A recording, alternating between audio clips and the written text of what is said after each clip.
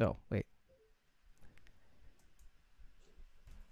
We, and I mean we, are Squawking Dead. How are you guys doing? It's been a little while, and we got some nice, interesting surprises on the table. First off, if you haven't already, head over to squawkingdead.com and win those itty bitties for yourself. You've got multiple chances to win. They're so damn cute. And ever since Chris Hardwick announced them on Talking Dead, I've just been over the moon about them, and I think you guys are going to enjoy them. We've got a special surprise for you. Actually, surprise as. I've got Ashley here on the line. Ashley Weidman. Hello. Walking Dead super fan. Yeah, deep breaths for whisperers. That's right. Right. And I've got another surprise for y'all. It certainly surprised me. I've got Carol on the line as well. She's back and ready to attack. You had that in the can, didn't you? I was ready. Oh, it's so glad. I'm so, like, by the way, when Carol said she would be on the phone, on the show, I was just kind of like, oh, it's a sight for sore ears. Right. You know? And I was mentioning before, it's been very chaotic, as many people know, with the holidays. So things are finally coming down. So when I knew that tonight was the night that obviously we were podcasting, and I wasn't sure like how set you were, Dave, and I sent you a message. I was like, hey, I think I can contribute tonight. Is that all right? Yeah. Yeah. Is 10 o'clock 10 o'clock, or is it like, Right. you know, kind of 10 o'clock? Is it kind of loose? Well, Ashley, hey, how you doing? I'm good. I'm doing really good. You ready for the holiday season? Is it in your blood? Yeah, it is. It's crazy, but it's exciting and a magical time. Yeah, indeed it is. Especially for Jews. For Jews, it's like me, by the way. Yeah. It's like Thanksgiving, but without all the other family. It's terrific. Right.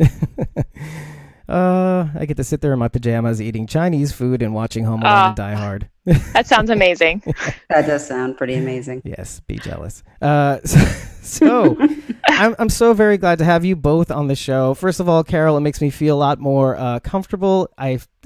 You have no idea. It's like you're kind of talking to yourself, but you're not. I hear you. And but it's like a one-way conversation because you have all these people in the chat, and you're basically trying to say what they're saying, you know, on air, so that everybody in all three streams can hear. And yeah, it's literally like I'm panicking. I'm like, oh, this sounds interesting, right, guys? And then there's like an 8-minute lag. I'm like, oh, and then you see laughter emojis, and it's like, oh gosh, okay, there's like a 5-minute lag here, and I'm drowning. So it's nice to know that I have air. Yes. Yes. Okay, so I have a whole thing lined up because I'm meticulous, just like Ashley. And that's, by the way, that's one of the things that really made me want to reach out to you, because one of the things we liked about Yvette Nicole Brown, of course, was her marble notebook, composition notebook, which, by the way, Carol does as well. I do. I have a notebook, Which I love. Yes. I love hearing about fellow note takers. Yeah. Yes. Absolutely. And I do somewhat the same thing, except digitally. And so, yeah, when we saw you come on the show, and there was this, it was color-coded notes, construction paper, was it? Yeah. It was definitely construction paper, mostly because that's all I have around my house because of all the children I have running around. Yeah. I mean, 100% understood. Oh, for sure. As a fellow mom. And the paper's so big. You can get so much on the construction paper. So... Yeah, my favorite thing with when it comes to like, because I'm also a singer-songwriter too, but like my favorite thing to do is to like just take scrap paper that's already been kind of like written on and crumpled up. Yeah. It's like it's loved. It's like there's some like energy or spirit. Like I don't believe in that stuff, but it's kind of like it's been loved before, and you're also kind of quote unquote recycling or whatnot. And, right. And, and then you have like a notebook full of like used character-driven papers and stuff like that. It just comes to life. The lyrics pop out. But I'm just so over the moon.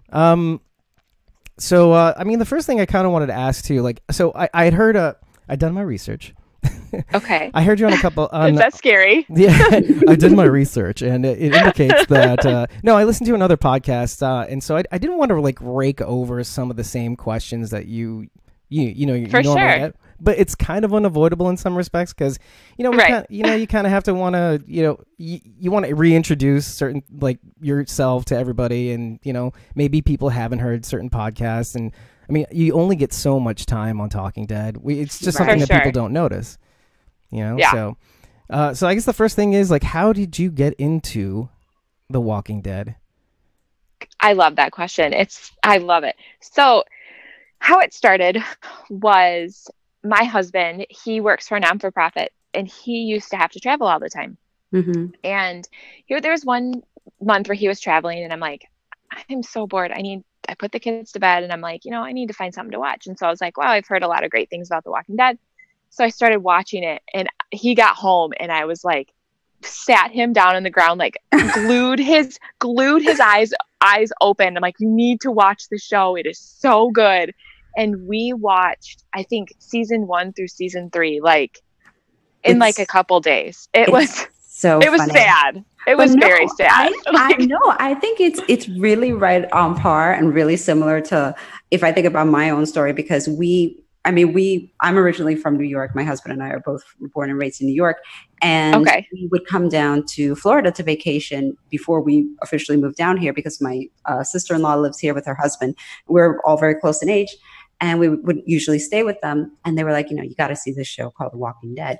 Yeah. And I think at that point, they were up to maybe season 4 or 4 was going on. It was about to start 5, something around those lines. Okay. And we started, binging it like from season 1, and we were watching it on Netflix. And it's so funny because my husband and like my sister-in-law's husband they can't hang. We always joke around. These guys like cannot hang. They will 8:30, 9 o'clock. They're like ready to fall asleep. Right. And they got through like a few episodes. I think they got through season 1 or something. I don't remember what it was. They got through a certain point, and then we're out for the count, done. But my sister-in-law and I were like, are you still good? I'm still good. We're like, all right, we're going to stay and we're going to keep watching. And we stayed up, like me and her. And I think I always tell people, the moment that we officially were like, oh man, where we got hooked was when Sophia came out of the barn. She and I remember distinctly both of us sitting on that couch and being like, oh man. So unexpected. I know. And that was it. From that point, we were like off. Yeah. We were like, let's just keep going. Yeah. And I totally agree. Stop now. Yeah. Right? Yeah. Just one more. Yeah, no. And I mean, it's for me, it was kind of lucky in the sense that like I had my kids pretty soon, one after the other. So I had maternity leave. So I was able to catch up with like binges, because I was like, well, I'm on maternity leave. We're going to, get through the rest of these episodes until we were all fully caught up. And I think at that point when we started like watching was probably at like the beginning of season 5, I want to say. Okay. Yeah. And, but yeah, like I'm always admirable of like certain people that like, oh, I've been watching since season 1, episode 1. I'm like, wow, since the pilot, that's impressive. Because I feel like a lot of people like yourself, it's, like the binge, it's just. Yeah. I think when I got started, it was around when we were caught up. It was, I think, right in the middle of season 4, or maybe towards the beginning of season 4. Mm-hmm. Is right when we started like watching it live. And I remember we watched it live, and then we're like, whoa, there's a talk show on after this. Like, are you serious? Right. Like we didn't realize it. And we got hooked on the Talking Dead, and I don't think we ever turned back. And that's when we started going to the conventions, and I think it started to snowball. Was it right then, by the way? Like right when Talking Dead came out, basically? I think Talking Dead came out, wasn't it in season 2? I don't quote me on that. I don't know that. Something like that. I think it was either season 2 or it was I think maybe even season 3. I mean, I know somebody's gonna correct us on that one, right? Yeah. I'm like looking at the Instagram chat is on fire actually. I mean, hi Thorgon, hi what the fuck Nissa and everybody, by the way. So yeah, somebody correct us on that, by the way. When did Talking Dead come on? Good question. Yeah, right. It's like it's 9.5 seasons. I know. Yeah. Okay, so somebody corrected us. It was season 2. So yeah. Oh, season 2. Yeah. So I was right. They got on the ball real quick there. Yeah. When I was in Atlanta this past just past in this October. I was in Atlanta and I was with a bunch of girls and we were sitting down and talking, and they were talking about quotes that Abraham said. And one of them said, they were talking about how he said porch dick. And I'm like, no, that wasn't Abraham. I said, that was Chris Hardwick. And they're like, no, it was Abraham. I'm like, you guys, I swear to you, it was Chris Hardwick. And I had like 6 or 5 girls arguing with me about it. And I'm like, you guys, I am the ultimate fan. And we Googled it and I was right. Like, and then they looked down, they cowered in fear. Yes, they were like, we shouldn't have questioned you. So we were at Walker Stalker Con at the same time then. Yes, I was in Atlanta. Right. I went this October. Wow. That was our first Walker Stalker Con. Oh, what a good one to go to. That one was a great one to go to. It's insane. It was crazy. And it was so interesting because like, I mean, Dave, from his side, he's had more experience going to conventions, like not Walker Stalker, but just different conventions. Yes, for sure. Totally like, okay, convention, Walker Stalker. But it was amazing because it's just like there's so much going on. So much going on. And everyone is so kind to each other. So kind. And I work, and when I'm there, I work in the green room. So I kind of like get to see behind the scenes and things like that. And even the actors are all so kind. And it was just so much fun. I had a blast. Actually, I always do. On that note, what have you felt has been the differences between the different Walker Stalkers? I mean, how has it grown from when you first started going and then? Oh, for sure. I remember the first one I went to was in Chicago. It was at Navy Pier. Navy Pier. Yes, I know. It was at Navy Pier. And I remember walking in and like, why am I drawing a blank here? Like Abraham, Rosita, and Josh McDermott, like all their lines, I remember you could just walk right up to them. Like you didn't even have to stand in line. And there was, and there really wasn't like, and even some of the actors were even walking around. Like a couple of the guys from the prison, they were just like, one of them just walked up behind me and was like, you want to take a selfie? And I like turned around. I'm like, oh my God. They're like asking you for selfies. And I mean, he was probably doing that to everybody. And so I was just like, of course I would love one. And it's changed so much.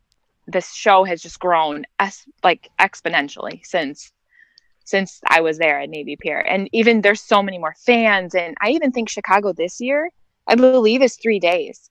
Oh, wow. I think they're doing Friday, Saturday, and Sunday. So it's just grown so much. They're trying to get that Walker Stalker Atlanta vibe going on. Which is fine. It's closer to me, so I'll take it. I will take it. But yeah, so what some people may or may not know is that you've named your kid Maggie. I did. And I did. Aww. And I mean, you don't have to name your other kid, but any other kids named after the show, or was that the third one? I think it was, right? Yeah, Maggie was our third one. My eldest son is Max, and then we have May, and we had a surprise pregnancy. And I remember just sitting there one night and I was looking at my husband and I'm like, if it's a girl, can we name her Maggie? And he looks at me, he's like, it's not for the show, is it? And I was like, no. With like my fingers crossed behind my back. But then I looked at him, I'm like, think about it. Think about her character. Think about how she's strong and brave. Yeah. And all these things. I'm like, what a great person to name your daughter after. Yeah, it's a model. Yeah, you know, I mean, she's phenomenal. And I'm like, and it fits with our M's. And he was like, all right. That's a good point. That's what you want. Yeah, those are all compelling arguments too, by the way. Yeah, so, absolutely. No reading the comments. So yes, and Maggie is very strong. She's 2 years old and she does not, one of my biggest worries about having our third one was that she would just be lost in the mix of our busy lives, but she does not let us forget about her. She is so strong and hilarious, and she acts like a 4-year-old, and she's only 2. So she's living up to her name. Oh, good for her. So cool. Oh yeah. Oh, so but on the note of conventions again, though, I think you had mentioned on another show, I think that you also volunteered for Walker Stalker, or volunteered at conventions of some kind. The Walker Stalker is the only one I volunteered. I've also been an attendee to Wizard World, but I've never done any other conventions besides Walker Stalker. Okay. And what did you do as a volunteer, mainly? The first time I volunteered, I worked with Alana Masterson, which is Tara. Mm-hmm. I worked with her, and I was right up front, like taking pictures for her, like with the attendees, and which was amazing because at the time I was actually pregnant with Maggie, and so she was so kind and just always giving me water and bananas, and she was so sweet. And then after that, I started working in the green room. So ever since I worked with Alana, after that, I worked in the green room. Wow. Oh, and who would basically be with you in the green room? How did that work? I mean, just as an attendee, though, right? In the green room? Well, as a volunteer. Okay. Back in the green room. Yeah. You just you kind of have to be like a fly on the wall. Like you can't really interact with them, and Right. you kind of just have to sit back and observe. But whatever the celebrities need, you give it to them. I mean, there's Cliff Bars all the way to Mountain Dew, like anything you can think that they would need, and you just are there just so they can be in the green room and just relax, because they're all day they're just talking and talking and standing and talking and more talking. So you just want to make sure that when they're in the green room, it's their time to just chill out and just relax, and whatever they need, we provide it for them. And even we sometimes run things out to the floor and stuff like that. Oh, that's pretty cool. Which is super fun because I'm a runner, so I'm fast. Actually, and you actually, when we talked on the phone, you actually mentioned that you had a kind of like a similar, I wouldn't say a similar story to what we experienced, but like a story with Norman Reedus. Yes. Yeah. With all the conventions that I've done, he's so busy and he's so into his fans and so committed. And you don't really get much interaction with them as a volunteer. You make sure you smile, and he's usually, oh, there's Norman, hi, he's walking by. But this year I was standing by all the like the kind of like the medical things like Band-Aids and whatnot. Mm-hmm. Right. And he walked up to me and he actually like asked me a question, and he was like, do you have any emergency? And I'm like, yes I do. And I was so excited. I was like, I have it, I can provide that to you. And so that was probably the biggest interaction I had with him. And he said thank you, and we shook hands, and he was on his way. So oh, that's nice. I mean, he definitely is super into his fans, and he is. He really is. I was just talking today to someone, and I was saying about when we went to the convention that between him and Jeffrey Dean Morgan is like they're just completely bombarded by fans. Like it's unbelievable. Yeah, they can't go anywhere without. Like I even one time when I worked in Nashville, it was so cold in the convention, and I was like, I am freezing. I have to go outside. And I think it was like June. And I went outside, and I was just like, I need to de-thaw. And he was out smoking a cigarette, and there were just fans just taking pictures of him, just smoking a cigarette. And I wanted to be like, just leave him alone. Give him a moment. Yeah. Just let him be. Let him smoke a cigarette. but I need this for my fan edits. I know, right? But it's like, you know what? I guess that's what you sign up for. So yeah. Well, I'm just amazed that he's really cool with it too. Yeah, and he was waving. He was waving at everybody. Just being Norman, just calm, cool, chill. Yeah, he has a good attitude about it. Yeah, he does. Yeah. And it was funny because everybody who met Jeffrey Dean Morgan said the same thing, that he was the kindest, most like gentle soul they met. Like he is energetic as F. Like I tell you what, that guy has so much energy, and he is always smiling, and it's almost like he's Negan a little bit. Like he likes putting on a show a little bit. The little scotch and soda grin. yeah. Like he's so energetic. He's got a great energy about him. And so I also have to say that also about Kari Payton. He is a light. Like anytime he walks into a room, the room just lights up.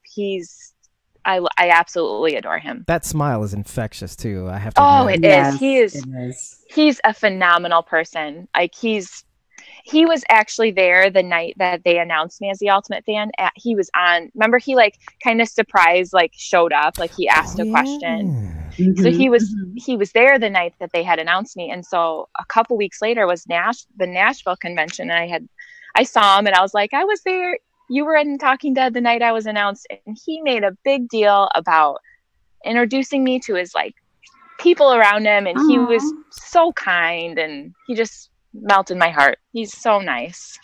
Oh that's so yeah. great. Yeah. Oh. I really, really dig Kingy. Mm.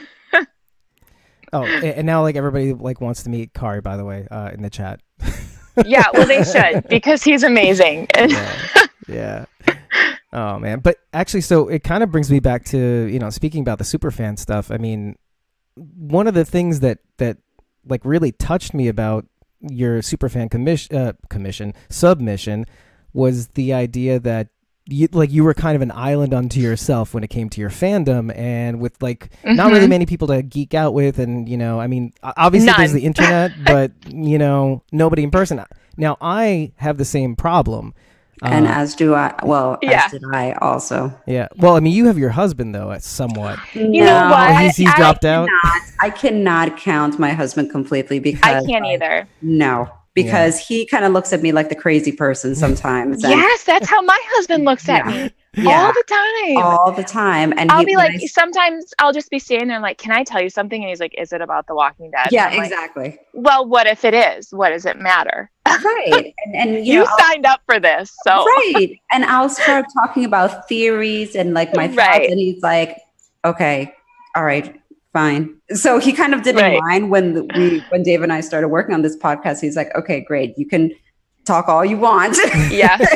I do have a funny story about that, about how I felt so alone all the time, about how I could not talk about anything. That year that I worked with Alana, that was the same year that we didn't know who Negan killed.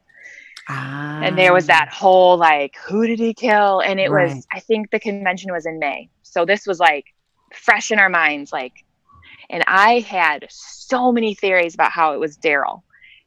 And we got to the convention and I'm like, oh, I'm so excited. I'm in my own space. I can talk about it. I won't get judged. And so we get there and I was with my other volunteers and I was like, so who do you guys think Negan killed? And they're like, I don't know. And I'm like, well, I think it's Daryl for this reason, this reason, this reason, this reason. And they all just looked at me and I'm like, damn it, I thought I was in a safe space. I thought I was in a safe space. Damn it. I'm not in a safe space. I can never win. I know.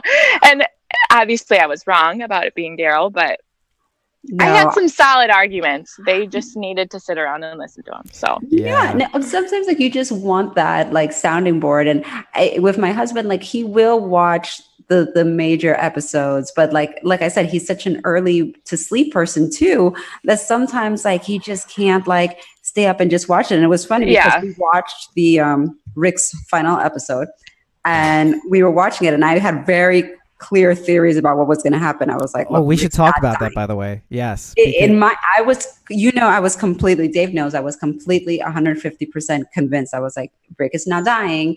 No, and that's what I said. I'm like, he is not dying. There's no way he is dying. Yeah, you should actually get into that because I think, by the way, just like Thor Gone 9 on the chat, I think, Ashley, you, Carol, and we were all on the same page about how exactly Rick was leaving the show. And I'd like to hear it from you. Like, what did you originally predict would happen?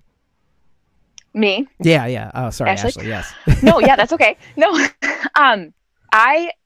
in my heart, I was going to be so upset if Rick died because that's not how I wanted Rick's story to end. You know, we started the show with Rick. I know Andrew Leakin has always said the show wasn't just about one person, but for me, it was just Rick. Like, this is Rick Grimes. Like, this is our guy. And I did not want to see him die. And so I had hoped that I'm trying to think about what are my theories about him. Because now that I know that he flew off in that helicopter, what was I thinking? I want to say that I thought I don't know. Gosh darn it. I'm drawing a blank here. I can't remember what my theory was, but I know that I wanted him to live. And when we saw him in that helicopter, I literally jumped off the couch like and fist pumped. quietly because Yeah. my kids are sleeping, but like, just like was so excited. It's going to drive me crazy now, but I'm trying to remember what I wanted to happen to Rick. I'll think about it. No, I feel like for us, like Dave was saying, like we were pretty much like in our heart of hearts, we're like, there's no way he's dying. And Yeah. when I was watching it, at home, with the locked door, because it's I remember. Sorry. Yeah. Go ahead. No, Go ahead. You remember because she was behind a locked door too. I know how that is when something comes in. I'm like getting lost in my thought because we know what happened. So I'm like, what did I think was going to happen? I didn't know what was going to happen because we didn't know about the time jump. So my hope was that Rick was going to either stay back in Alexandria and be with his son, and everybody else was going to go towards the Commonwealth, kind of be with that big group where Maggie might be or may not be. That was my hope, was that Rick just couldn't deal with it anymore and couldn't deal with the conflict. And he was either going to go off or he was going to stay in Alexandria. That was my hope. That's what I thought was going to happen. Okay. Before I knew about the time jump and the helicopter and all that stuff. Right. See, for me, it was always like Dave knows. I have been talking about the helicopter forever. I was like, yes. I was like, that helicopter is going to come in and swoop in and take him away. I had been saying it. I had been saying this at work.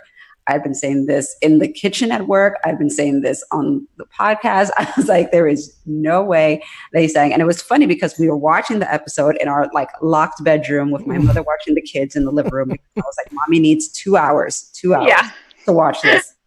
And so we're watching it, and you get to the part where he's on the bridge, like towards the end, and he blows up the bridge. And me and my husband are just sitting there watching it. And I was like, and we're both quiet for a moment. Like, did he die? Did he die? I was like, this can't be how it ends, is it? And all my husband says is lame and goes to sleep. I was like, no. That was the See, best. my husband read spoilers. And I was like, the look on my face, I was like, this can't be how it ends. And he was in our house. He goes, just wait, it's not over yet. And I was like, gosh, darn you! Like, don't play with my mind or give me spoilers. Right. Like, yeah, my wife would immediately say annulment, and that's appropriate. Right? It should have happened. No. I was like, there's no way. I was like, it's not. I looked at the clock. I was like, no. This episode is not over yet. There has to be more. And then when they showed Jadis by the riverside, I was like, no, he's alive. He's by the riverside. Yep. He's alive. And then here comes the helicopter. Like, here we go. Yeah, some of us did a fake touchdown. Oh my gosh. I will say, like, the fist pump for me came with the introduction of Judith. When Judith introduced herself, yes, that was where I was like, yes. Yes. Well, and I even had like the same feeling Chris Hardwick did. Like, I was like, new people? No, I'm not ready for new people. Like, I'm not ready. But then you see Judith and you're like, wait, I'm ready. This is so cool. Yeah. Yes. I was like Althea. New people. I like new people. Right? Oh, you guys. Yeah. So, so that kind of brings me back to the island thing.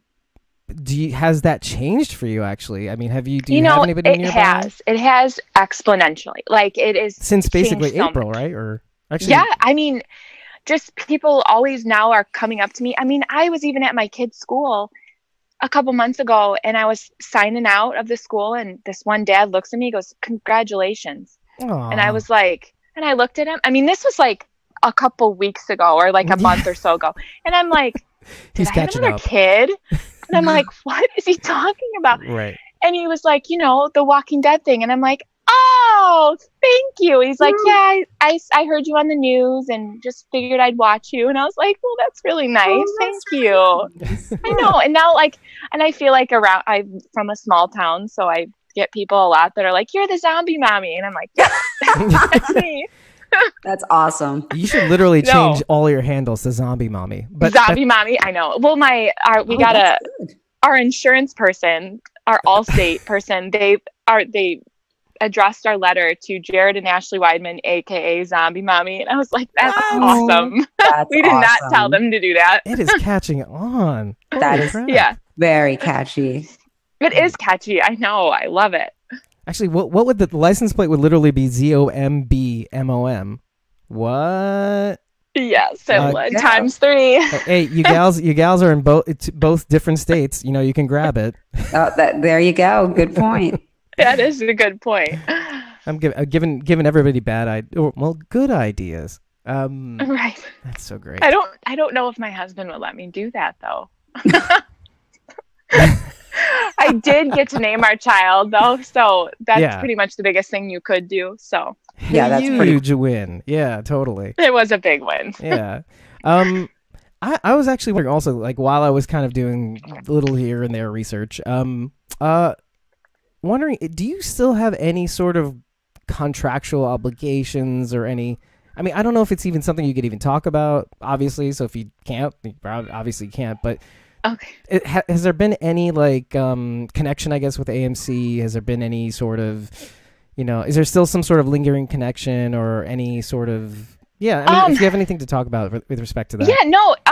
The only thing that I can really think of is when I was there in LA back in April.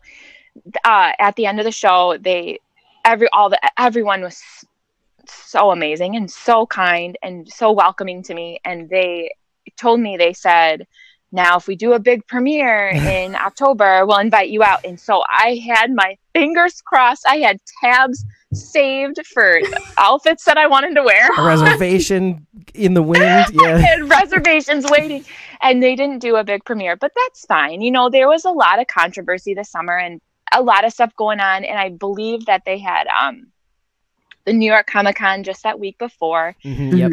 So just a lot of stuff kind of played into that. But maybe someday, if maybe they do a premiere, maybe next October, maybe they'd invite me out, or maybe, I don't know. It's all up in the air. So I don't know. Anything we'll is see. possible, I suppose, yeah. That door. Oh no. Hey guys, hold up. I just lost the Zoom meeting, which means also that I'm going to restart the Instagram stream. It's just kind of like an automatic timer. So let me do that really quick, and I'll get everybody back on the line. So bear with me. So keep your eyes out for the next stream, okay? Instagrammers. So let me do this. Okay, I'll see you guys in a bit.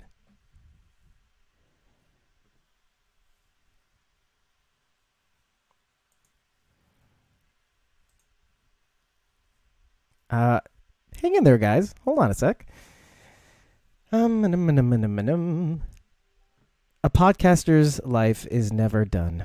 Let's get Ashley on the phone first. She got first dibs. Let's go here.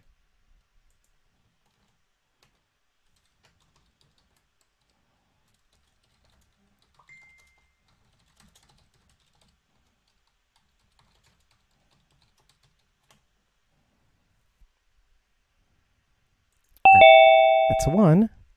And let me get the second one. Hi, sorry. No, sorry that wasn't you. That was me. The Zoom meeting has kind of like a time limit. So okay. Yeah, so just give me a second and get Carol on. I was talking and then I'm like, wait, I think something happened. Yeah, the Zoom meeting cuts out when it's more than two people.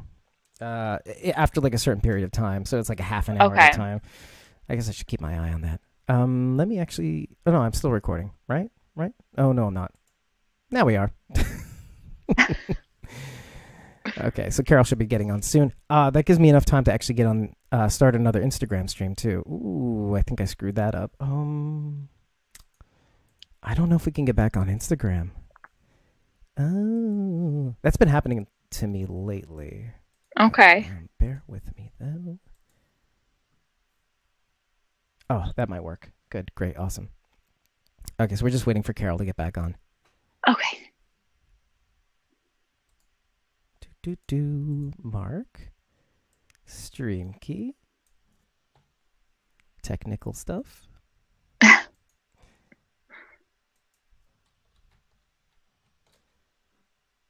Okay, and let's do it. Great. Okay, Carol's getting on right now. Admit when you're wrong. Hello. There you are. Hi. Sorry, guys. I think it's about time I start paying for Zoom. No worries. I was like, whoa, I don't know what quite happened there. I know, me too. Yeah. So just so everybody else knows, it's been Carol and I for the longest time, and I've used Zoom meetings to basically to hook us up and keep the the different audio streams and stuff like that. We've never actually had a third person on the stream before, so it's kind of like, oh, it's gonna time out after like 30 minutes, I suppose. So that's exactly what happened. So you guys got cut off. Okay. Which is a good time to pivot. Right. Go. A radio personality voice. Let's see here though. Yeah. So no premiere. That's what we're up to. And Yeah. And that it was fine. It yeah, was fine. yeah. But you I know was what? sad, but I should- got to enjoy it at home. So Yeah, I'm going to send a message out to Chris Hardwick saying, "Oh, well, but then again, I guess you kind of hit the nail on the head with that one. So let's just back off of that for a moment." Yeah. Oh, yeah. But have you had any like in any way like any sort of like exclusive access? I mean, I know you've done the conventions thing that's got you in the Sure. green room and stuff Right. like that. aside from the LA stuff, no. No. It's just been no. I can't think of anything. No. No. It's just I guess I'm just normal, you know. Thank God. I was so nervous. No, it would, and I would love to say that I had something super cool after that, but it's brought me to do awesome podcasts and things like that. Yeah. One of the coolest things I think from the whole thing was I got to see the episode early. That was awesome. Treat. I did get to see that a week early, and I watched it like 5 times before I was on the show. We would probably be doing the same thing. Yeah, sure. I watched it so many times. But no, I haven't gotten any special treatment or anything like that. Just I know a lot of like some of the people that work on Talking Dead, they follow me on Instagram, and I got maybe social media stuff, I guess. I've met a lot of people through there, and But that's something in and of itself in terms of being an icebreaker and opening doors and friendships and sure. And just counterparts to be able to talk to about some of these things, because sometimes you're just like, I wanted sometimes like you don't have that, and it's like I'm scrolling through like, okay, like I'll just randomly put on Google, I'm like, theories on Alpha and the Wisp. Right. Is Madison still alive? Oh, yes, yeah. right. See what shows up, see what other people are thinking. Yeah, I agree. Oh boy. Oh yeah, but see, so one of the things that was interesting, and you could maybe tell me where in the timeline. By the way, because I mean, some other people may not know is that you had been trying for 3 years to try to get 3 on. years. This was yeah. my 3rd year I had tried. Right. Mhm. And at one point, and I don't know if this was in the first or second or maybe even the third, but you'd mentioned that you were actually on your local radio show doing a segment recapping The Second Walking and Dead. third. Oh wow, okay. You want to tell us more about that? Like, how did that work? I mean, how long did they give you? The original, I had reached out to my radio stations and my news stations because the first time I tried to be the ultimate fan, they didn't even select my video to be a part of the voting. Mhm. And which is, it is what it is. There's millions of fans. I'm sure they get, I think they mentioned to me one time that they get like 10,000 submissions. Like it was a huge amount of number.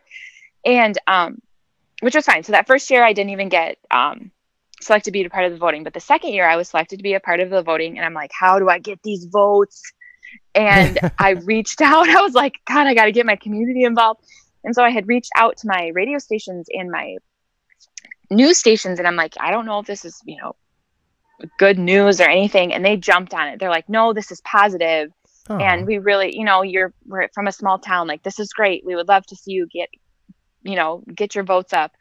And the radio station interviewed me, and it was actually Christmas time because I had just had Maggie, and because she was born December 5th. And so I had done this radio interview a couple, like like a week after she was born, and they made me retell the Christmas story using Walking Dead people, like using the Walking Dead. And they were like, you can even use a Jesus. And it was, they did not prepare me for that, but I killed it. Like, I was like, okay, there's a pregnant girl named Maggie on a horse walking to Alexandria. Like, I did amazing.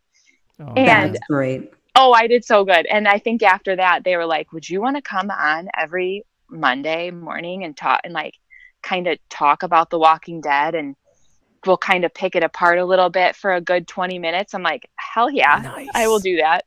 And so I did that. I did that year and then this last year, but I haven't done it at all this year. Okay. Yeah. And they'll sometimes call me like, you know, what did you think about all this stuff going on with Chris Hardwick? Or what did you think? Okay. You know, like they'll call me every once in a while, but I haven't heard from them in a while. But I think that's just because just, you know, how the direction the show is going. I think some people are. What kind of show was it too? Was it kind of like an entertainment variety, or? It was just like a morning show, you know, just a morning talk show. It was just a local radio station here, just like pop music, but it's their morning talk show that they do every morning. Yeah, just a little segment that I did. Actually, so talking about recapping and stuff like that, because I kind of wanted to touch on this for a little while, and it was Fear the Walking Dead, because I had heard that, you know, from that one of the other podcasts that, I mean, you'd watched it from the beginning, and it's something that you kind of stuck with. And since then, I haven't heard any updates about the new season from your side. So this is kind of like a good opportunity to tell us what you thought about season 4 in terms of the new cast and stuff. Yeah, for sure.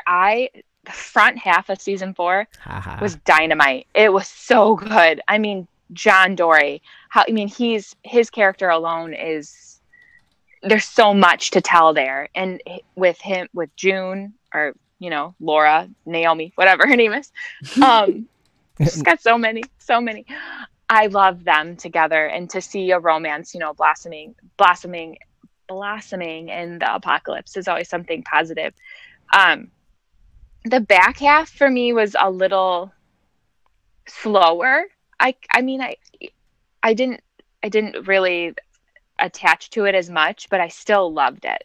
The episode with Alicia where she is in that house with Charlie, that episode was so good. Yeah, that's actually one of my favorite. Even though like the second half was even though the second half was kind of like I mean, not but like, you know what I mean? There was something off about it. I didn't feel like they were going towards anything.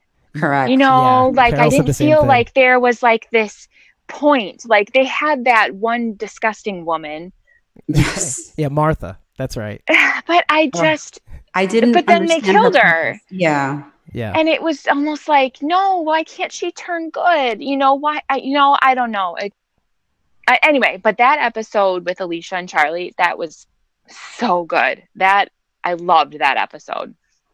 Oh yeah. And I still think Madison's alive. So yeah, I'm sticking to it. I am sticking to it until I see a body. I have said, Dave, you can attest to this. Yes. I have said this so many times. I was like, I do not buy that Madison is dead. I will not be convinced of that. I don't care how often they try to say like, no, she's dead. I know. I just can't. I can't. Yeah. I can't. I need to see a body. I really do. I got to see one. I thought when they went back to get that medicine that she was going to be there or be like dead, you know, or at least walking around all charred up. Yeah. I thought she was going to be there and she wasn't.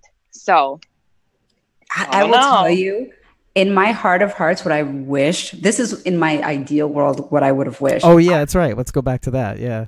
My wish would have been that Alpha's character would have been Madison. Was her.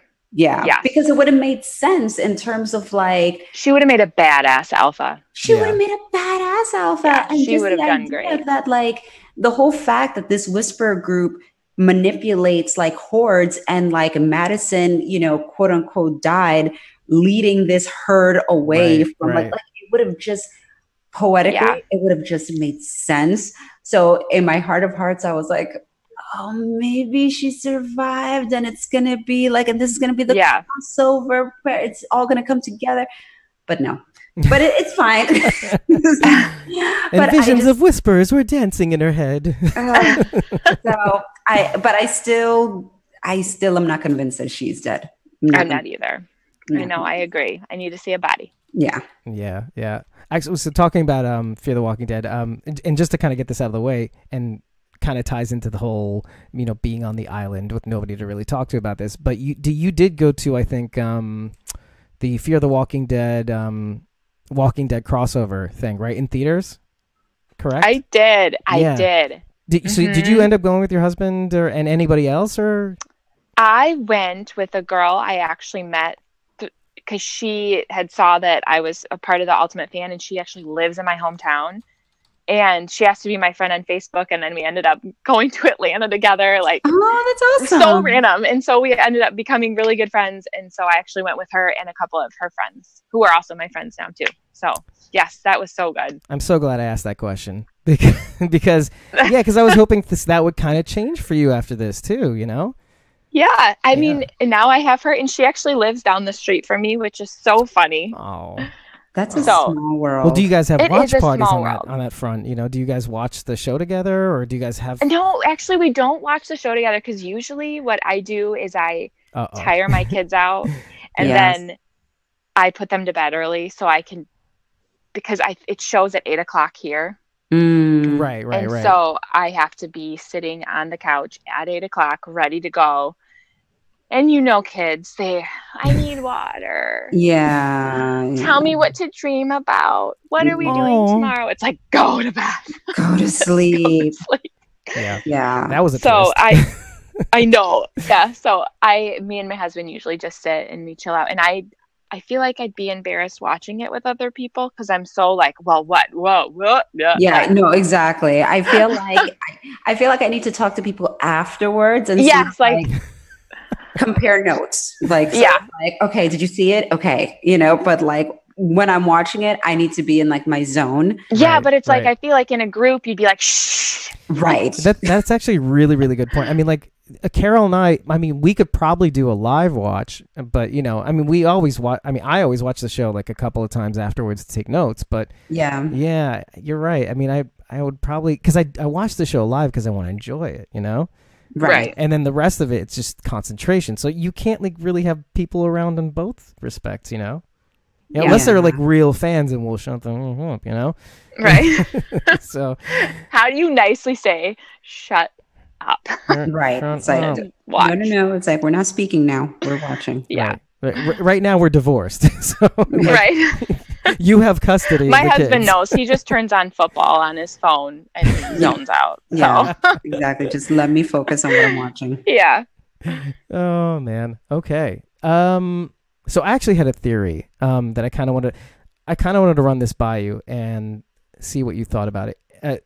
With regards to Fear the Walking Dead, it was the idea of what they could have done better in terms of finishing off that season. Like, obviously, I know Carol has a lot to say about it, but just to get me out of the way, I had a thought about the way they could have probably saved the last half of the season is make Martha be the one that burned down Ennis and Mel's farm. Yes. Right?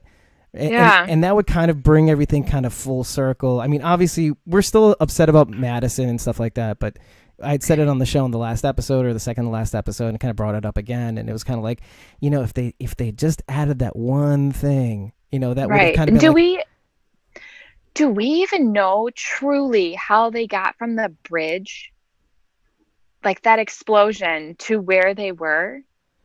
I feel like there's so much missing.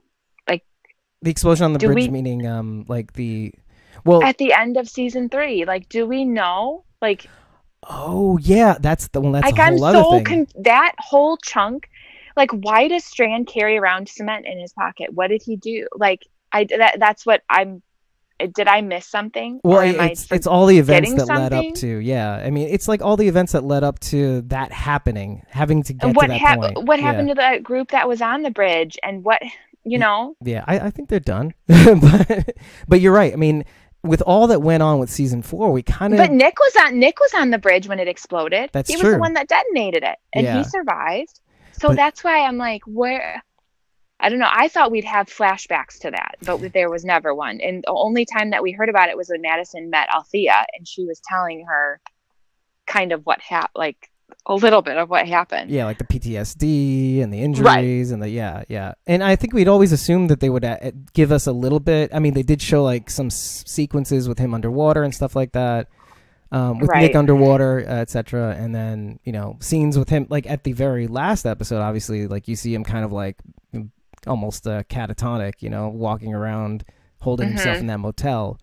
But yeah, I mean, there were some issues with that, like with the back half of the season. And like, by the way, we kind of rake over it every once in a while, like how like everybody's convinced that Ennis started the fire in Mel and Ennis's farm and stuff like that. And I actually raked over it today because I kind of wanted to be prepared for it. And no, I mean, we all assumed that, but it happened to not be that. Right. Yeah. Yeah, but it's kind of like you said. There were some really, really good gems in the last half, like Close Your Eyes, and I think Laura was in the second half, wasn't it? Or am I wrong? Yeah, she was. Oh, say that again, Carol. No, the episode with Laura. Yeah, the episode titled Laura. That's a good question. I think it was. I want to say it was the 5th episode in the first season. I think it was the first half. Yeah. Yeah, you're right. You're right. You're right. When you write, you write. So there you go. I'm glad we covered that. One more question then. Actually 2 more. Your thoughts on whether Morgan will go back to Virginia. Eventually. I feel like right now he wants to go out and look for people, and he's going to find Dwight. I'm convinced Dwight's going to be a crossover. Yeah, totally. Oh, I crossover really think into Fear the Walking Dead? Oh, I think so. That's a very interesting take. I don't think I've heard that. Okay. That's a really great idea. Well, he's out there somewhere with possibly Sherry. We don't know, but he's, the whole end of the season, they want to find people. They want to go out and find people. And I think they're going to go out and find him. I think that's what I think. But I could be wrong. So. Well, I mean, I know that we've heard news about him coming back on The Walking Dead. Yeah, he did an interview. So, I mean, it could be possible. So.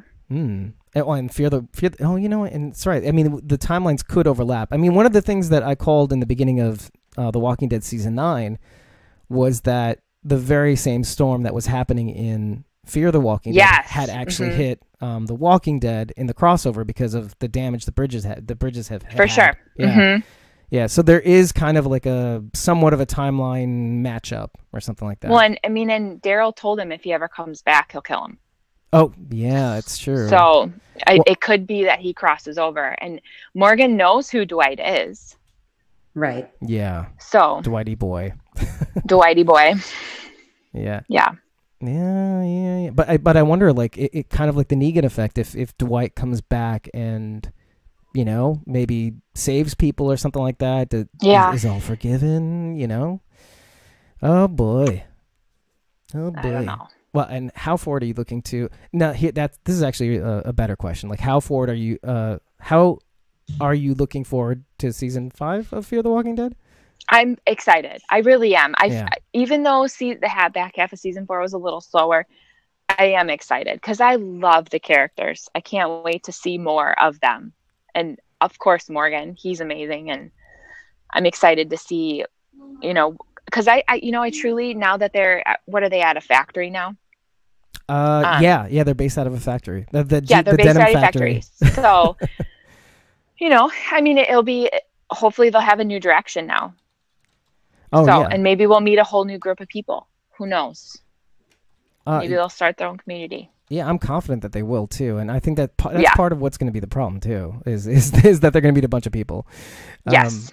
Yeah. Okay. So I think it's a good time to talk about season 8 because and some like hot button topics, like, because I think there's a lot of, and I think some of the people in the chat are going to say things about this, is that there's a lot of shade being thrown at Scott Gimple for basically anything that goes wrong with this show, and I kind of wanted to get your take on that because, I mean, just personally on my end, I mean, with all, it's a hard thing to kind of be a showrunner in my mind. It is, And yeah. you have to make those hard decisions, and somebody has to do it. And so, you I know, agree. And, sometimes I think when he's put in that position, maybe he's thinking, I don't want it to go in this exact direction of the comic book. And he's trying to make like different and exciting ways for the viewers and for the people that read the comic books. And it's a hard job. I don't want to totally blame him. I, I empathize for him, I guess. yeah, yeah. I mean, same here too. Same here. Yeah. Carol, actually, what do you think about that? I think it's a tough position to be in for sure. I mean, I think it's really easy to sort of like, Correct. kind of Yeah. yeah, just kind of put somebody as a scapegoat. I mean, it's hard, and somebody has to be the one to make these decisions. And I think that also, as somebody who comes from like the comic book perspective, like it's hard because I Oh yeah, know yeah. I know for some people, like they want the comic book to be like to be Bible. They want it to be basically like, we can't deviate from the comics. Like this is the way the comic is, and it works in the comic, and it's so great in the comic. So, but one of the things that I've always said is that there are just certain things that just do not translate. And it's up to the showrunner and the writers and the team to basically make those hard decisions on Right. how are we going to get to the essence of this story and do it justice. It doesn't mean that you have to do it verbatim. Like, I mean, some things just aren't going to happen that way. And I think that part of the reason why season 7 and season 8 dragged the way they did, and a lot of people felt that they did. I don't know how you felt, but I know a lot of people felt like, oh, it was a little, painful at times. But I think part of it was that they were trying really hard to basically get exactly what was in the comic on the screen. And because there were a lot of things that Negan said in season 7 and 8 that were like word for word. Yeah. Right. Like what he said in the comic. But sometimes it works and it's necessary. Sometimes maybe not so much. So, I mean, but they have to make these decisions, and it's almost like they're damned if they do and they're damned if they don't. I mean, it's like if they go very much on script with the comic, it's like, it's overkill, it's too much or whatever. Right. But then if they don't, then people are like, oh, well, you're not respecting the source material. So it's like, it's hard. I mean, it's just a hard position to be in. So I think you can only do the best you can. I think that Angela Kang has an amazing job. And I mean, I have like my moments where it's like I sit on my little high horse and I'm like, oh, you had to bring in a woman to just kind of like blow everybody's socks off. Hashtag feminist soapbox. Yep. Right. As you put it. Well, because she really has done a fantastic job, I feel, of really taking this into a new direction, interweaving these like very intricate storylines that are going on that have a lot of depth to them, and really bringing it together in a way that's exciting. And the pace is to me, the pace is just amazing also, just because even from it felt like every episode was like a finale. That's what it felt like. Every single episode. And even from the first episode when we were watching A New Beginning, and I'm sitting watching it with my husband, and I was like, oh man, I think Gregory might get hung tonight. Episode 1. Yeah. I was like, oh my gosh, and it was just like straight out of the gate, just coming very, very like strong. And so, I think it's a tough position to be in. I think that, everybody has their own viewpoint on how they approach it. I think that she's been a breath of fresh air in her approach. I don't know. But I don't know if you can blame everything on Scott Gimple. I don't think you can necessarily blame him for everything. And by the way, I mean, it's not as if Scott Gimple's out of the picture. I mean, Angela Kang is assisted, I mean, the direction of the way the show is going is basically he's still kind of puppet master, by the way. So, I mean, you have to give him credit for, at least partial credit for this season so far, too. Mm-hmm. So, there's a lot of direction with that, with that and Fear the Walking Dead, on that same note. So yeah, but actually, so Ashley, like, what have you thought of like in terms, are there any specific things that you liked about the first? Well, actually, you could even go as far as like episode 6, 7, and 8 too. But like, any things in particular about the way the show was constructed? In the first 6, 7, 8 episodes. Yeah, it was so good. I mean, I loved how they took Daryl's character and they, at the end, the back half, like after Rick was gone, and made him, because he's always been alone, he's always been one of the guys that just wanted to separate himself. And once Rick was gone, he doesn't have that connection, and he's still out there, but of course Carol knows where he is. Like, I loved that so much. And it was just all just so good. And seeing Rick's exit, the way that was handled, and it kind of building up to it, there, even the reality of bullets are going to run out after so many years. You're going to run low on food. You're going to run low on fuel. That stuff is a reality. And I love that they brought that stuff into play of having to go back to farming and using a windmill and horses and buggies, and things like that. Because that's a reality, I mean, the bullets don't last forever, especially if you're just shooting them at windows, just like or missing Negan several times, or missing Negan all the time with a 45 caliber bullet or something, so just seeing things like that, and almost like tying up loose ends, because you think about that kind of stuff. Like the direction was just, it's so well written. Yeah. So actually, that kind of brings up an interesting idea. We can do this. Season 8.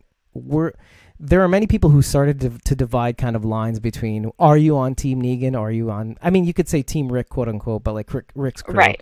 What would you place yourself on that Kinsey scale of Team fandom? Rick for sure. Oh wow. I am Team Rick 100%. Yeah, and Carol's actually Team Negan. No. I am Team Rick all the way. I support Rick Grimes. Yes, however, that's true. I'm just blowing your spot. No, I'm always the one who says I am the biggest Negan apologist. I'm always like the Negan apologist in the group. Yeah. Well, guys, I mean, they did go in and kill 50 saviors in their sleep. So, I mean, it's kind of... what? They did. They had pictures of people with their brains bashed in. They did. They deserved it. They did. Oh, that was such a foreshadowing. Yeah. That was such a foreshadowing. I know. Like, oh my God, this is coming. This is happening. That was probably the most excruciating part, because I'm a comic book reader, so I knew it was coming. And I was just like, I couldn't personally watch that episode, honestly. That episode had my heart racing. Yeah. I could. Yes, I mean, Heath and Glenn had never killed anybody before. And there they are. Yeah. Going in and killing people. And it's totally against their nature and their morals. Yeah. Agreed. And by the way, talking about heart racing, like that got my heart racing on one end, but then like the whole scene, that the whole scene with the Glenn death and stuff like that. I had never, until that point, I had never had such a reaction watching a television show in my life. Like just watching a show, it's very visceral. Heart palpitations. Like, was I like updating you live, Carol? I can't even remember, because I know we weren't podcasting then, but I know I had like tweeted about it, and then you commented, and I think it sort of got the ball rolling to get us to the point where we would start podcasting. Yeah. Because it was just such a moment that I had to talk. Because again, like it goes back to that island thing where like, who do I tell? And then like you're just shouting out at Twitter, being like, we just lost Glenn. Yeah. And like, and of course I didn't spoil it, but I was just kind of like, oh my God. Like TWD, I never felt this way about a television show. Like I've never felt this kind of, like I worked out, sadness. But then I'm also, I should see a doctor because this is not normal. Yeah. And then even when they came back too, or not when they came back, I guess when they came back, in that whole scene with Rick in the trailer and the hatchet and all that stuff, that was even worse, I think. It was a very painful, that episode was so painful. I couldn't watch that episode. There's a scene in that episode that I, to this day, still go back to. There is a scene where Rick is on top of the RV and Negan is telling him, he said, Rick, You aren't all gonna just sit down and have dinner together, or whatever he said. Yeah. Oh, yeah. We're And not going there's to have Sunday dinner together. And there's that scene where they're sitting down and eating dinner together. Now, if you look at that scene, half of the table has greens and food and a tablecloth, and the other half of the table has no tablecloth. There's twigs, and those people have passed away, besides Maggie and Eugene. Now, Carl is not a part of the dinner scene at all. He is not there. He was still alive at that time in the show. He is not at the dinner table. Rick is at the head.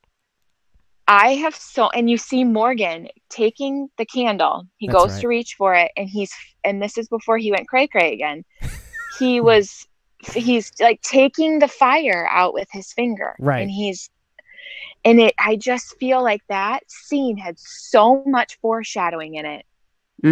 It's unbelievable. What is that? Like, yeah, that's a really good question, because what does that represent, right? What does that represent? What's your wound? You see, right. What's your wound? So you see I think sitting next to Rick, he's at the head of the table, is Daryl and Michonne, and then Father Gabriel, and they're all in the side with the food and the greens and things like that. But on the other side, at the very end, is, Maggie and her baby, and Glenn and Abraham and Sasha and Rosita. And I believe Spencer was there, I think. Yeah. So I don't know. Yeah. I would love to know if they are still kind of, I don't know if that far back they still go to that. I don't know. It's just, there's so much in that scene to look at. And I'm sure, like, since they even, that's a good question, because no, obviously that's been a long time too, because I think so many decisions off show, like, I mean, of course, like Chandler Riggs leaving, I think, and obviously Andrew Lincoln leaving. I think those two things had happened. Obviously, those decisions happened after that scene, so who knows? But why isn't Carl at the table? Well, I think also because. I feel like I don't want to spoil because of the comic, because I do know some things and Carol knows some things. Because I did that on the show a couple of weeks ago, and some people were like, "Wait, what?" And I'm like, "Okay, dial it back. I'm not going to tell people anything." But yeah, that's why the comic. I'll just say that. Okay. So, there you go. And since Carl's dead in the show, it's kind of like, well, it's not really a terrible spoiler, and it's because it's already happened. I think Carl dies in the comic, but hopefully nobody heard that right now. So Carl dies in the comic? Doesn't Carl die in the comic? Doesn't he? No, he's still alive. I was gonna say he's still alive in my comic. Oh, then he's alive. I've never been happy being so wrong. Yeah, he falls in love with Alpha's daughter Lydia. Yeah, I thought after that though. No, he's still alive. He's still alive. Oh, yep. That's a poor decision. I believe Jesus is too. Yep. Jesus is still alive. Yeah. That's what really got me too. And like when the mid-season break happened with that death, it was just really. It was really jarring. I know some people had already spoiled it too, which is the worst part. Like I didn't get it, but I talked to people that did, and it was like, why would you want to do that to people? Like that's something that comes out of nowhere, and I know. But then again, I almost wish that they wouldn't have done that with Rick. Like if we wouldn't have known that these were his last episodes, and to see him fall on that rebar, like that would have been a complete like what? Like I don't know. I didn't like that AMC spoiled that for us. Yeah, I think that's an interesting decision that they felt like they had to make. I mean, because I know it was kind of like just spilling the beans in the first place. Well, I think that was I mean, there were rumors at first, and then obviously, I think Carol and I had called it, or I think I'd seen Michael Satrazimas put it on Instagram officially. I know, and I just felt so bad for him because then they had to really come out and do damage control and blah blah blah. Yeah. But I know at the San Diego Comic-Con, that's kind of when they truly announced it. And they looked at him and I'm sorry, Andy. And he's just like the nicest guy too. And that's the problem, is that he is just the nicest guy. And of course he's trying to do something nice, and then, oh boy. Poor him. Yeah. Okay, so I kind of want to ask this because in the Talking Dead seat, it was asked of who was the other person on the chair. I know there was Stephen Ogg. Or Stephen Ogg was there. Oh, it was Rosita. Yep. And Christian Serratos. Yeah. Right. Now, they had asked Christian Serratos, but not you, what Simon was pre-apocalypse. And I don't think you actually answered, did you? Like, you didn't get a chance to. I don't believe they answered. They gave me that question. No. I'm giving you that question now. Okay, so what do I think Simon did before the apocalypse? Yep. I think he was some awful, like, car salesman. Was that her answer? Well, I think she had said, I think Simon had said like something like a agent of some kind, or like okay, no. Like a criminal. Yeah, I'm going with car salesman. I think he was some schemy, like, lowball, like, just car salesman that just cheated people out of cars and raked in all the money, and like greasy hair and a big belly. I don't know. I could see it. Yeah. What did you say, Carol, at the time? Do you remember? Oh God, I don't. Because I had said a couple things and I messed up, but go ahead. No, I don't remember for Stephen Ogg. He was just one of those characters that I love to hate. I was like, nice, he's not surviving. I was like, Simon is marching towards his end. It is happening. But I was like, yeah, I'm kind of bummed in a way, because it's like his character is just so like vile and just so entertaining. But it's like, the inevitable is coming. Yeah, I think when we did the show and I kind of blurted it out, I had initially said mail carrier, but then but then I fixed it and I said no, I didn't mean that. I didn't mean that. Because you see the same image of the thing that I was thinking of walking across the street checking cars. I thought meter maid.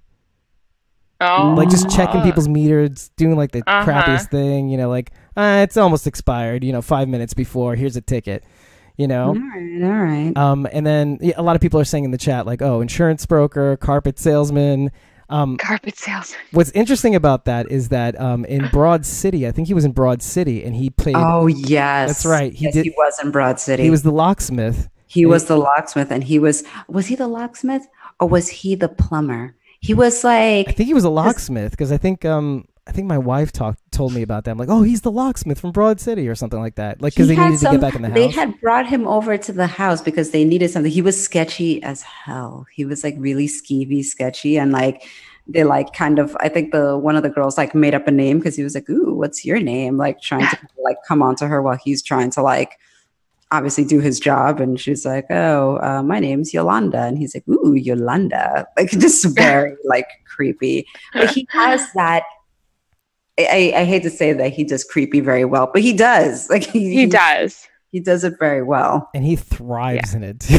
He loves it too. He does. No, he loves it. He just he embraces that. So a hotel manager. Yeah, there you go. Oh, Airbnb dude. Airbnb dude. In the worst Airbnb.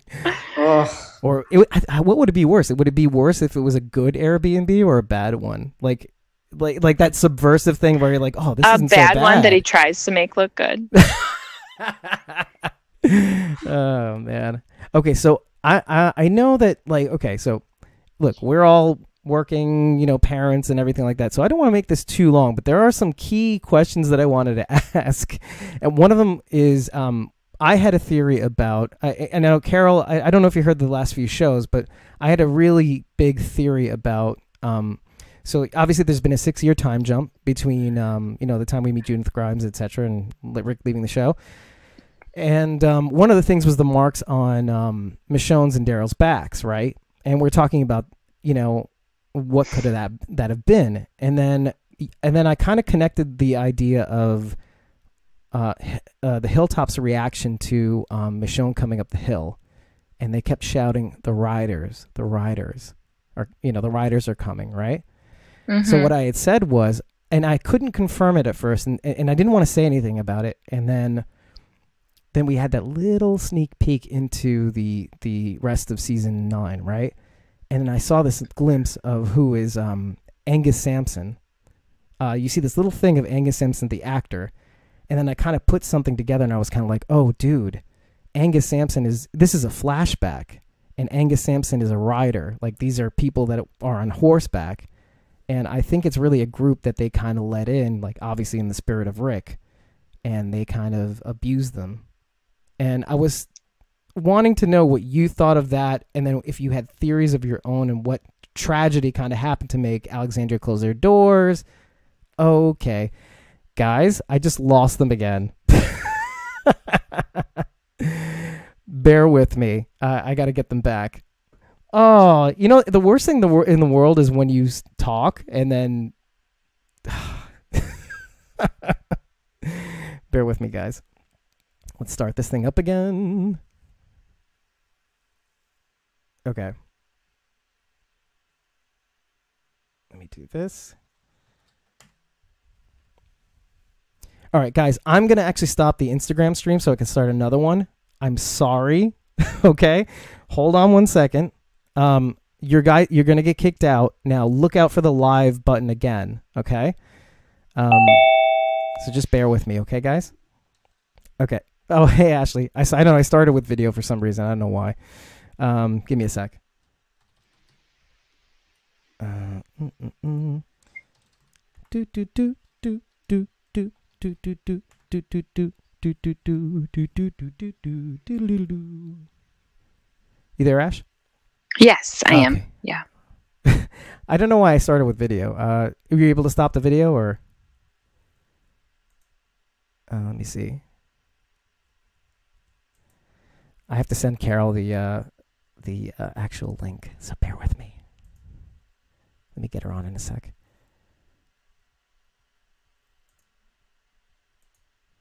This is actually not so bad, by the way. There we go. All right. Let's do this one more time. Everybody.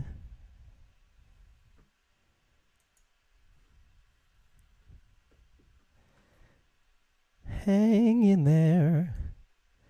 Ashley, still there? Hold on 1 second. There's something wrong. Oh, here we go.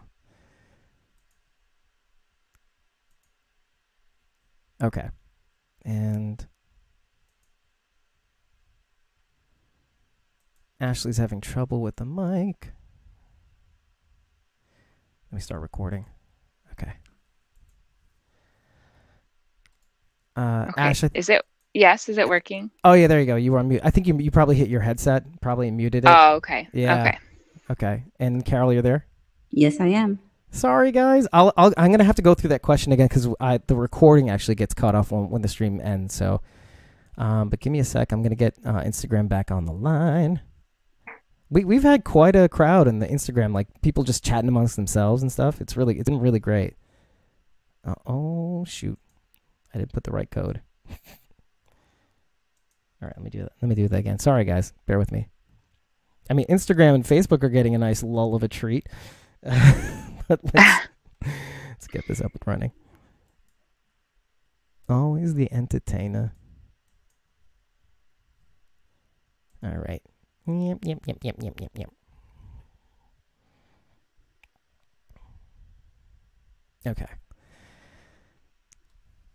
Okay, here we go. And Instagram is up. And people should start streaming in a little second. Okay, so where did I get cut off in the meantime?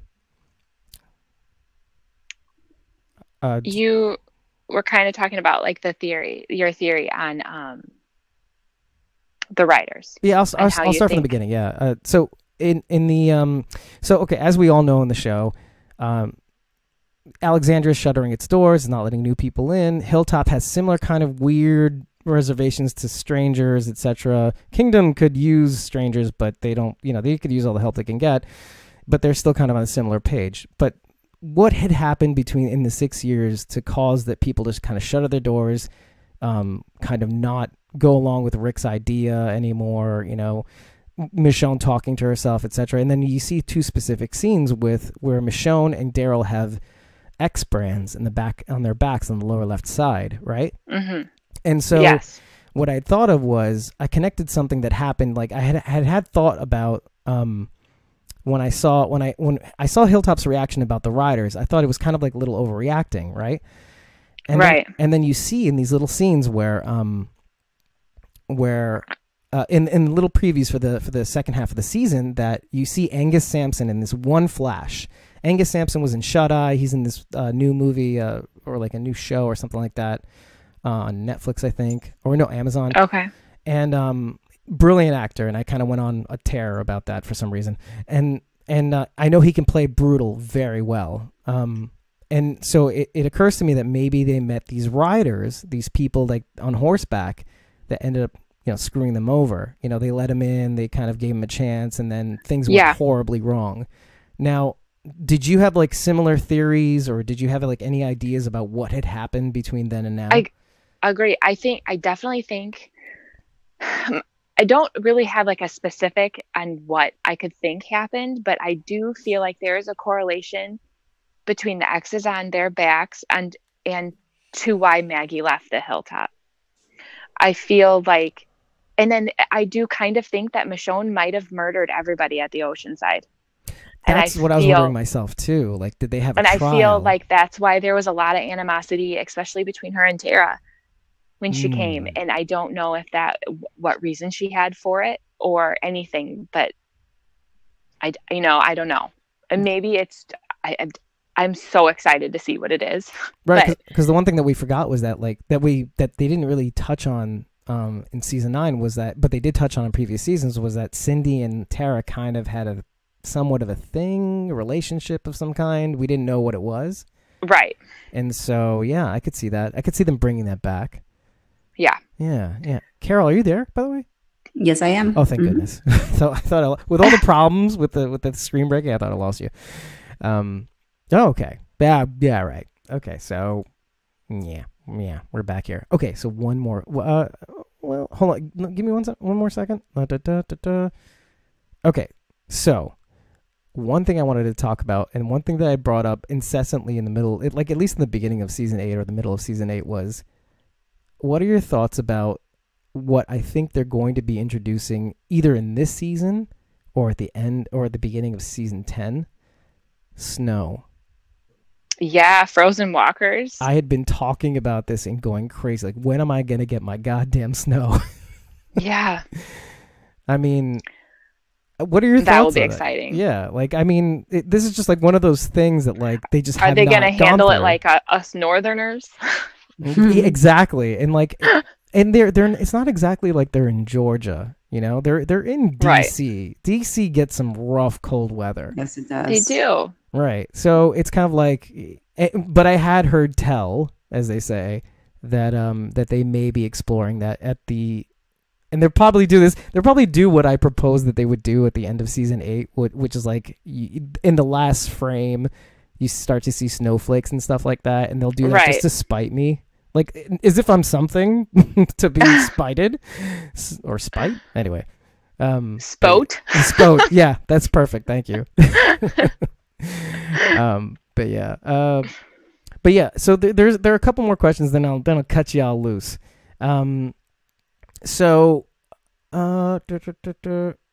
right. So in terms of Walker Stalker, who do you go with when you go to the conventions as of late? Like, are you going with your husband? Do you go with your kids? My kids and my husband stay home. Okay. Yeah, it's a little too much for them. No, I just go usually with the people that I've met through the conventions. I stay with them and travel with them. It's amazing, the camaraderie and the friendships that you can make just through a television show. Yeah. And so you basically, do you have like, that's actually a bigger question. Like, do you happen to have like people that you can like meet up with and at every convention you could go to? Or oh, for sure. Yeah. Yeah. That's pretty cool. There's always new people you can meet too. And everyone's, willing to talk to you and be your friend and hang out with you in a new city. Oh, that's awesome. What a cool turnaround too. Yeah, I agree. Yeah. Yeah, I wanted to bring this up, but this is like a whole can of worms. Like because it's something that you mentioned also is that like the internet's kind of crappy sometimes too. It like, is. Yeah, full of it like can be. bitter people and whatnot, or whatever it is. Like, if you wanted to air your grievances, you have the opportunity to now. It's up to you. This show's kind of like open dialogue, so Right. So if you felt like it, you could. But like, what's it been like for you? Like, like let's say now, have things gotten better since then now, or? Oh, for sure. I think it was initially. There's just mean people. I mean, there was someone that had nitpicked that I said, what did I say? I had said some word that they didn't think was a word. I don't know. I'm like, you do live television and see how wonderful you do, because Yeah. it's not as easy as you think it is. A lot of people were all up in arms that I had mentioned Game of Thrones, and Really? yeah, and I when I had talked to the producers, they were like, yes, if you want to say that, you go ahead, because it makes you A, more relatable, and B, it's a good connection, like it, and so I was like, okay, I have the go ahead. And a lot of people are like, how dare you mention another show, and No. blah blah blah. No. I know. God forbid. God but forbid you that like was- anything else besides The Walking Dead. I know, gosh. Yeah, that was mostly it. I don't think anyone really attacked my character so much. It was just, that's good. someone called me pathetic for naming my child after a character on a show, but Whatever. I don't care. It's my life. Yeah. And someone was like, I remember someone said, why would you take notes on a show? It's supposed to be entertainment. I was like, well, yeah, it's entertainment. Like, but like there's sometimes it's like I mean, like take for instance the fact that they don't know that you're like an island unto yourself sometimes, and like, yeah, and it's almost like a little game you play with yourself where you kind of like write down these predictions. So, and it's, how some people say, yeah, I said that before, but like now you have proof. It's on paper. Right. See yeah, page but green 1. It's the internet. People can say what they want, but I want to tell you, like, the loudest voices are the mean ones. You hear those ones the most, and that was like 3% of and like 97% of the feedback that I got was so positive and so uplifting, and then you just hear that 3% so much more. Yeah, but it's that tiny vocal minority, right? It is. Yeah. And it's sad that that's true, but But I'll tell you what, like, everybody on the stream right now, like that's listening to Instagram right now, these guys are incredible people, and they deal with some hate too. Like Thorgon9 does the Walker tips. He's on the stream right now too. Okay. And he's gotten, like, lately he's gotten some, and he's like the coolest, most charming, nice guy that you could ever meet on the Instagrams. And well, by the way, speaking of, like, I guess maybe, have you kind of like formed any sort of Instagram community? Like, I mean, Instagram has kind of been like the place to have these kinds of conversations lately. Right. Yeah, for sure. Yeah, I had people for a long time sending me messages through Instagram and Facebook, and even when the show was on, like, asking me, like, what'd you think about this? What'd you think about this? Like, it was really nice. Now that the show's kind of like on a lull, nobody really says anything, but right, it keeps things going, doesn't it? It kind of keeps the fire in your belly burning too. And I find it really cool that you were able to, like, answer me, and I was like, I didn't expect that you were going to answer. And I tried to answer everyone, unless it was creepy. Yeah. I answered everyone. Which I got a par for the course. very creepy message a couple months ago, and it was the ones that I didn't answer. So. And well, then you probably block and stuff like that too. I didn't block him. I felt bad. Oh. But it was creepy. Yeah. You're so nice.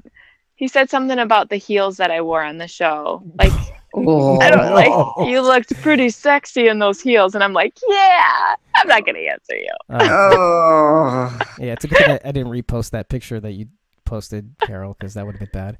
The one you took today. I can only imagine. Oh boy.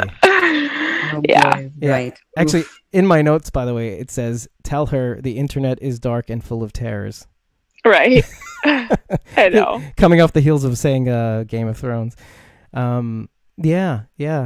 So, but on that note, actually, and Thorgon 9 has been asking me, and I'm going to say, Thorgon 9 actually did, the Walker Tip dude, the cool dude from England.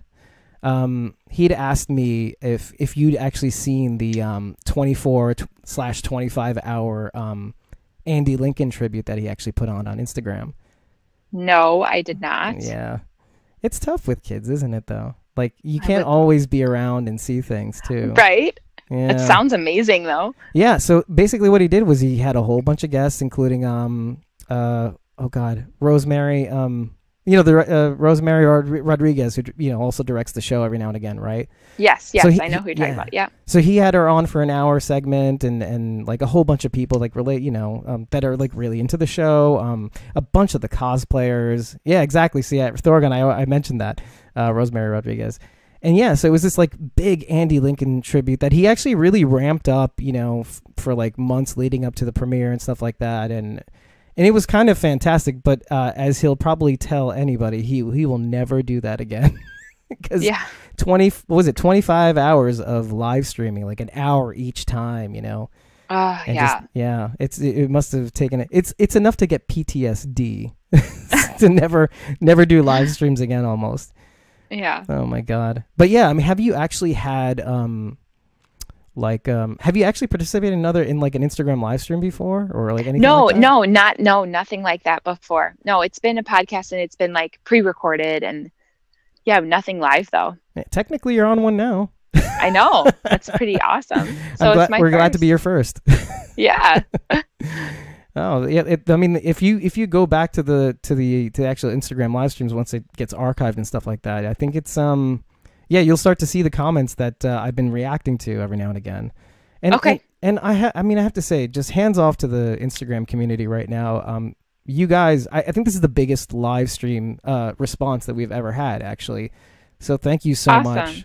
Yeah. And so I think with that, Carol, any last words? I have one last question. Ooh, thank you. And yes, and it's a little bit random for you, Ashley. It's perfect. Okay, I love random. So that's totally bring you, it. Carol, by the way. Totally tangents and randomness. When I was at the convention, one of the things I was struck by was because it was obviously close to Halloween weekend and all of that.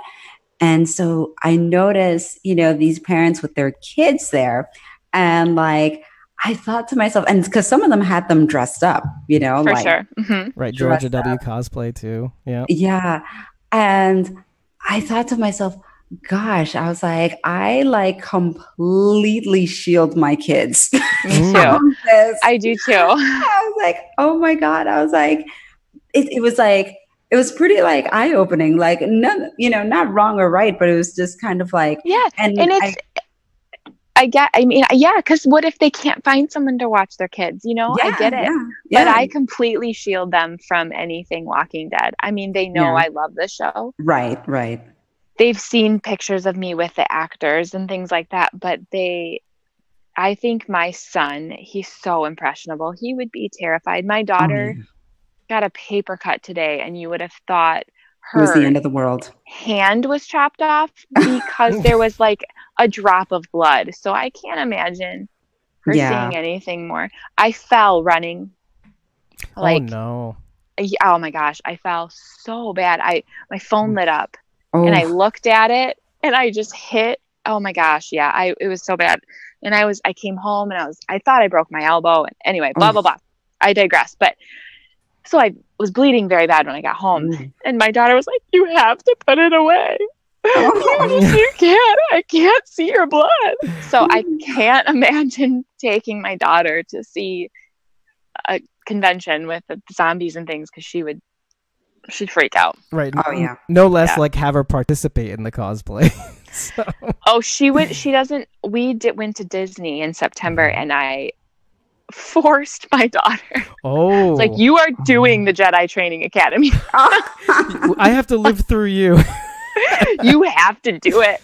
My son was so into it, and she was 4 at the time, and they take the kids and they put them in a little group, and I'm standing probably like 30 feet away, and she holds up the robe and she looks at me and shakes her head like, Mom, I'm not. And I look at her, I'm like, you're putting it on. And it was so hot and it was dark brown. I look, I'm like, you put that thing on. You wear it. But we do ended what up I raised you to do. Do you be the Jedi? I can't be.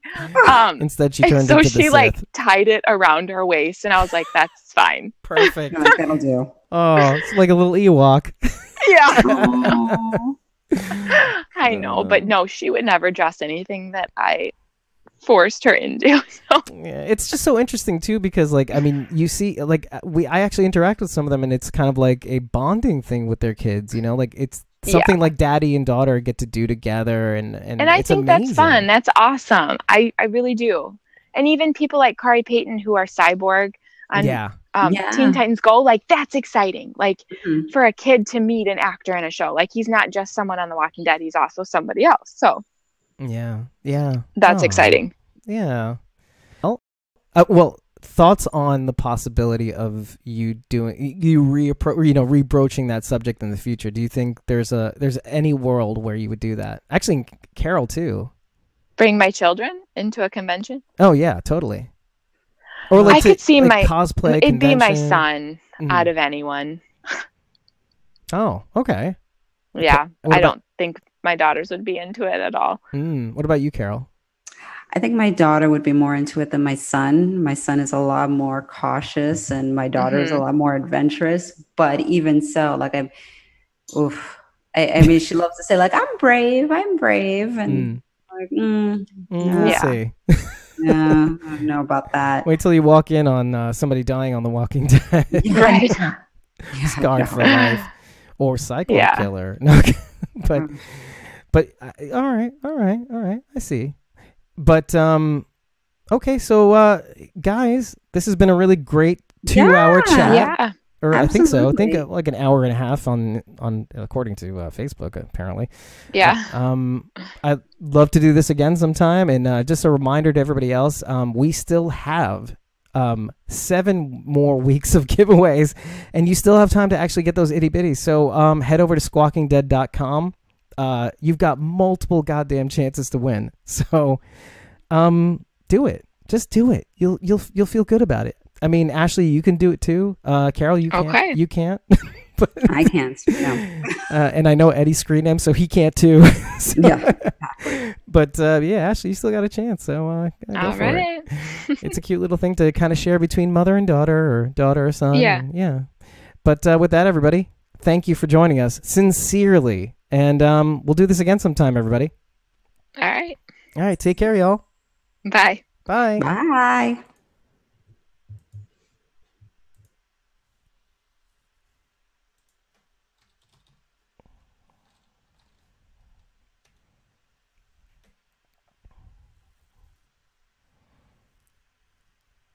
Ending the streams, ending the streams, ending the streams. Do do do do do do do do do do.